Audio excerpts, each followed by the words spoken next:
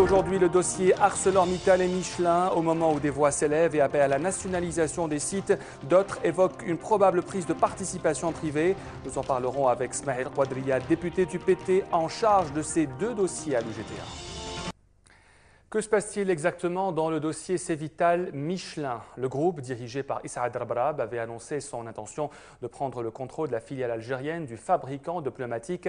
Des informations contradictoires ont vite circulé, par la suite évoquant un veto du gouvernement algérien. Un épisode qui rappelle celui d'ArcelorMittal Annaba qui reste toujours en suspens. Yann Elziad. Cela se passait mardi dernier. Cevital annonçait en grande pompe le rachat de Michelin Algérie et son entrée à hauteur de 67% du capital de cette société. À terme, le premier groupe algérien détenu par Saad Rabrab devait acquérir l'intégralité du capital de la filiale algérienne. Michelin Algérie, qui indiquait un peu plus tôt et sans préavis la cessation de son activité en Algérie, laissant ses employés dans la totale incertitude. Cet accord permettra de continuer à développer la commercialisation des pneumatiques du groupe Michelin à l'ensemble des clients sur le territoire national, soulignait le patron de Cevital. Si rachat il y a, cela permettrait de sauver les équipes commerciales et de support, sans pour autant offrir une quelconque garantie concernant le volet production et le sort réservé à plus de 600 employés. Samedi, le gouvernement jetait un pavé dans la mare. L'État algérien aurait mis un veto à cette transaction, invoquant son droit de préemption, un droit que lui confère la loi de finances complémentaire 2009. L'État algérien tente pour le moment de trouver un accord entre les différentes parties afin d'empêcher la fermeture pure et simple de l'usine de production de Bajjarah. Le gouvernement pourrait opter pour la nationalisation de la filiale algérienne de Michelin, comme c'est le cas pour le complexe sidérurgique d'Al Hadjar, avec qui il serait proche de signer un accord prévoyant la prise de part majoritaire dans ArcelorMittal Annaba. Et pour en parler avec nous, le plateau, Smaïl Quadria, bonsoir. Bonsoir. Vous êtes député du Parti des travailleurs, membre de l'UGTA. Vous avez été sollicité par les travailleurs de Michelin pour défendre leurs intérêts. Mais avant de parler de l'affaire Michelin, M. Quadria, on va d'abord parler de l'affaire ArcelorMittal. Où en est aujourd'hui le dossier Arcelor? Le dossier, les négociations sont terminées. Le dossier finalisé. D'ailleurs, il est inscrit à l'ordre du jour du prochain CPE.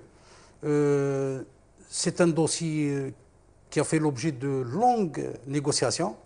D'ailleurs, le ministère il a fait appel à des spécialistes algériens qui ont travaillé dans le secteur industriel et qui ont occupé des postes de manager à la tête de l'entreprise Sider à l'époque. Il faut préciser, M. Quadria, que l'État algérien donc prend le contrôle, prend la majorité de ArcelorMittal, 51% pour l'État algérien. ArcelorMittal se contente de 49%. C'est bien cela. Effectivement, l'État va renationaliser le complexe d'Al Hadjar sur la base du droit d'exercice du droit de préemption, la base de la règle 49-51. Le dossier il comporte deux volets. Il y a le volet recapitalisation. L'État a décidé d'injecter de l'argent, du cash dans le capital. Sider va mettre 100 millions de dollars. ArcelorMittal 120 millions de dollars plutôt. ArcelorMittal va injecter aussi 100 millions de dollars. Donc le dossier recapitalisation est terminé. Le deuxième dossier concerne le développement de l'activité sidérurgique. Il y a un projet de rénovation de toutes les installations, tout en maintenant la filière sidérurgique classique. Donc les hauts fourneaux vont être réhabilités, les aciéries.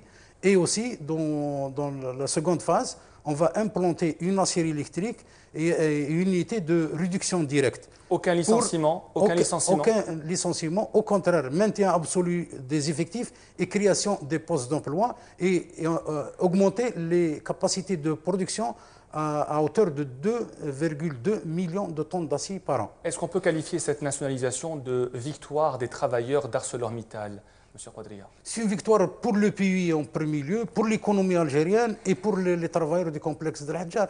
Ça fait des années que les travailleurs luttaient pour que l'État revient au contrôle de ce complexe d'Al-Hajjar. On va parler à présent d'un autre sujet, c'est celui de Michelin Algérie, donc qui va fermer ses portes. Le constructeur français Diplomatique a décidé de fermer sa filiale algérienne. Cevital s'est positionné pour acheter 67% des parts. Le gouvernement algérien pourrait apposer son veto. Vous avez été chargé, Smaïl Quadria, par les travailleurs de Michelin de défendre leurs intérêts. Les intérêts de ces travailleurs sont-ils menacés aujourd'hui? Effectivement, je ne suis pas chargé, j'ai été sollicité par les travailleurs, les syndicalistes, y compris les syndicalistes de l'Union locale de Hussein Dey, y compris des membres de la direction de l'UGTA, de suivre et de soutenir les travailleurs de l'usine Michelin Algérie de Bejerrah. Est-ce qu'aujourd'hui leurs emplois sont menacés? Est-ce qu'on parle de licenciement massif? Parce qu'il faut préciser que l'usine de Michelin emploie aujourd'hui 600 Algériens. Premièrement, dans la démarche, il y a un vice de forme. Le groupe Civital a négocié directement avec Michelin sans demander l'accord préalable de l'État algérien. Deuxièmement, dans toute opération, il y a même des instructions du Premier ministre. Dans toute transaction, il faut, au dossier de privatisation, aux cessions d'actifs, il faut associer le partenaire social, il faut associer les salariés. C'est une opération qui a été négociée entre le groupe Civital et Michelin.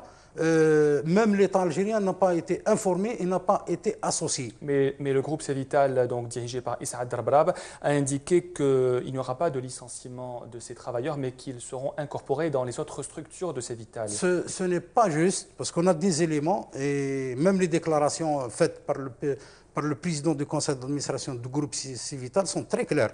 Il y a un problème, ils vont licencier les salariés. D'ailleurs, on est en train de leur proposer un volet social, c'est l'indemnisation.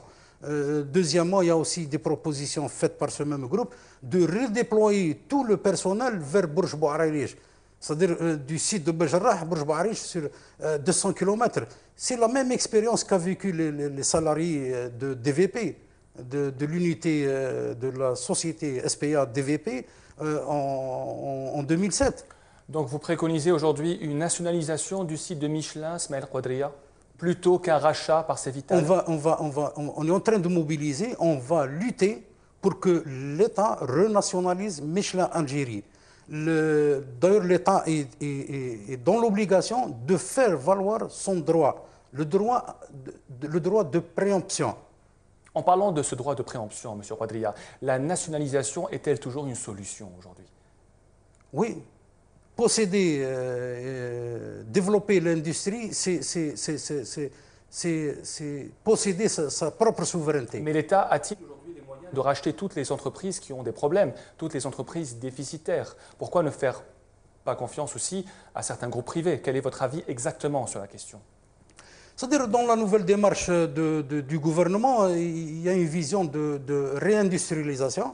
C'est-à-dire la privatisation, le bilan il est là. C'est un échec total. On prend comme exemple le complexe de l'Hajjar. C'est-à-dire l'État maintenant est confronté à un problème de chômage. On avance 10% de taux de chômage alors qu'il y a des chiffres, des données en notre position qui disent le contraire.